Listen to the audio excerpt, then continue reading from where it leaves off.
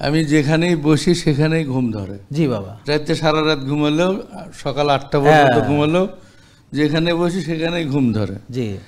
আর একটা কথা হলো নাক ডাকে। হ্যাঁ। আমি কি স্বাস্থ্য কমালে বা আপনার চিকিৎসা নিলে এই নাক ডাকা বন্ধ হবে এবং ঘুম থেকে উদ্ধার? ঠিক আছে, থ্যাংক ইউ, বসেন।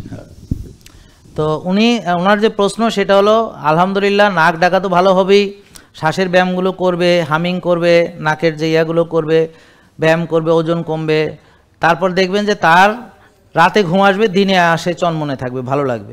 প্রতিটা অসুস্থ রোগীর কিন্তু ওনার মতো কমপ্লেন, যেখানে বসে সেখানে ঘুম আসে, রাতে ঘুমালে নাক ডাকে, ঘুম হয় না, স্নোরিং হয়, স্লিপ অ্যাপনিয়া হয়, নানান সমস্যা। তো এই জন্য রাতে ঘুম হয় না বলেই সারাদিন ঘুম আসে।